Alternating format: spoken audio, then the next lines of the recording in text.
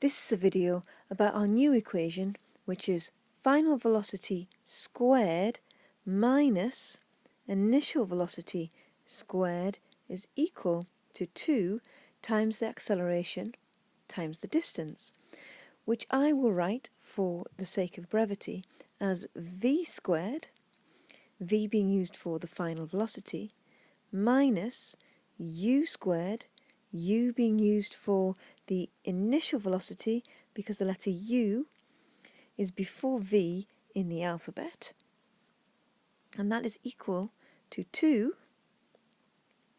times the acceleration times the distance. And we're going to use the letter S for distance because we don't like to use the letter D for reasons relating to A-level maths, so we use the letter S, distance.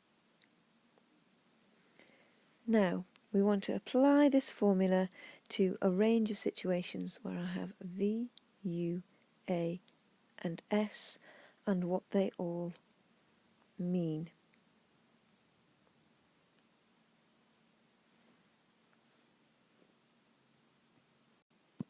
So this is the question that I want to apply my new equation to.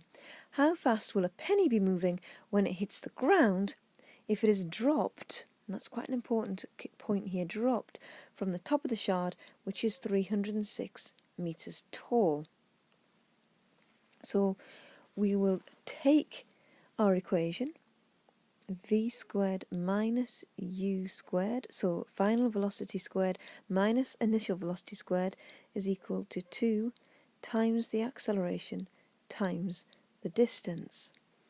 And then we need to look carefully at the question and find the values that we're going to put into this equation. Well, we have the distance because it's 306 metres tall, it means it's going to fall 306 metres. So I'm going to apply 306 into my equation. Now it has been dropped. Now, if it's dropped, it tells me two things.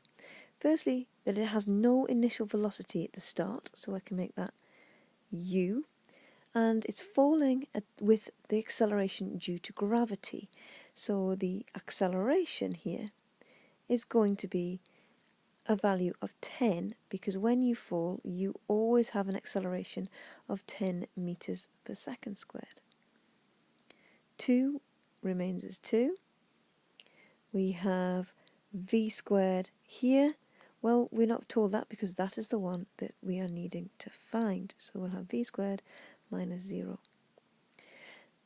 This is the first step that you take. You enter all of the data into the equation. We're not trying to rearrange anything, we just enter the data.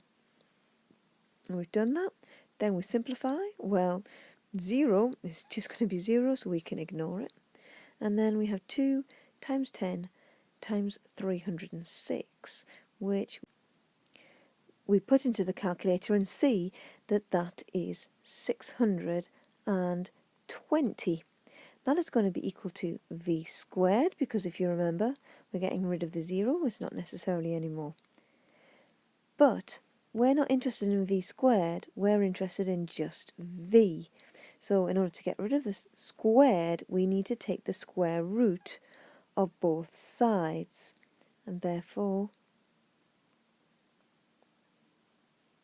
we do this calculation to find our final velocity, and we always write our units at the end.